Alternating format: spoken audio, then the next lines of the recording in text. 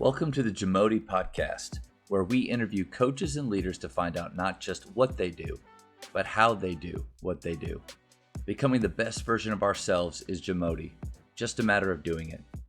What is one quality you see in leaders that coaches and players need to cultivate in their own habits and actions? Self-discipline and creativity. Those are gigantic things. I think that leaders, and it kind of ties with what we've already been talking about some, but self-discipline. In fact, we have a poster that said a man's level of success is dependent on his level of self-discipline and level of self-motivation. You'll notice I have that in my office, and I have it in two different places in my team room. And we try to really hit them on that, is that self-discipline is just the key to everything. It's kind of at the bottom of all of this. Right. And the other one is creativity. Now, this is an interesting thing. I'm 63, and some days I play like I'm 65, and I'm so disgusted at myself. But I mean, my point is, I still go out here and do shooting drills. That's awesome. That's my definition of my workout. I don't want to go to that weight room, and I really don't want to go jog 4 miles. I used to, but that's kind of passed me by. But my point is, I love to, if I'm trying out a new drill, or an individual drill that I'm considering doing on my players, I'll try it on myself. And if I feel like that's helping me, then I say, this is valuable. And then and on the other hand, I may tweak it and say, okay, this is what else I can get out of this. And so that's for individual drills, just a good way to help the creativity. And so many of my drills have been adapted for me just going out here doing my own individual thing. And the game of basketball is changing so much, so fast through the years, and everything's changed about it. And it's like we're at a point in our game where it's hard to define, okay, who's in charge of the game? I mean, or whose game is this? And sometimes I feel like the NBA and the NBA people, their community, they think they're it. They think they are the game. And sometimes I think NCAA Division I, they think they are the game. And yet there's people at high schools and small colleges all over the world that love the game and produce in it. And the point is, in the mix of all of that chaos, the game just goes through all kinds of changes, and not all of them are good at all. And I think the coaches who can the quickest adapt to the changes, whether that means incorporate some of the good things coming into the game as it gets better, or addresses bad things coming into the game and deals with it in a fruitful, wise manner, those guys are going to be very successful, rather than the coaches who are always at the point they're letting the game just kind of dictate itself. And that's where we are today, where so many kids have been so very unbelievably poorly coached, especially through the high school worlds, and definitely without a question in the summer worlds, to the point that the skill level is less than it was in years gone by, and that's not getting better. So creativity on how to deal with where the game is now. If you think about it, all changes since I've been coaching junior college. We've been 28 years of doing it, starting in 1985. We've shot clock's gone from 45 to 30. 3-point line it was invisible, didn't even exist the very first year. And now it's I don't know, I guess we're presently at our third distance of the 3-point line. I can't even keep up with.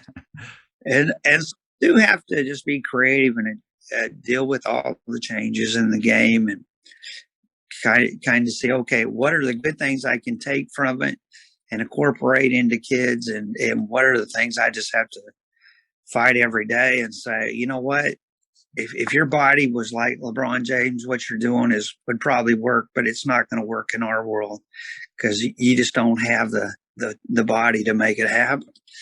And this is interesting. I always tell people, kids, who's your favorite player? And of course, I'll come up with 3 names of superstars. And I say, who your favorite player should be? JJ Barea, any dude with that body that can last 15 years in the NBA, that's who you need to study. I mean, that's who you need to study. That's a great point. What are some things in the game that recently that you see that are good? Some good changes, some good trends. I'm not so sure I see any good trends, really. Kids don't pass the ball better than they used to. They really don't shoot it better. Shooting percentages verify that. If sometimes I'm tempted when I go watch one of these all-day events, just a shot chart every three-pointer. That'd be interesting. It would, because on a typical day at any gym of these, juniors and seniors and sophomores playing in all of these major events with NCAA Division I, head coaches sitting on the front row, they're shooting probably 23-24% on threes. Their mechanics are terrible. And you can, yes, their footwork's terrible. And most of them can't get a three off unless somebody gives them a perfect pass. So the game stand and watch completely. The kids have no ability to set screens and use screens. So there's a lot of negative. This one disturbs me a lot. Just the love for the game is just non-existent. I mean, they just do it to be popular.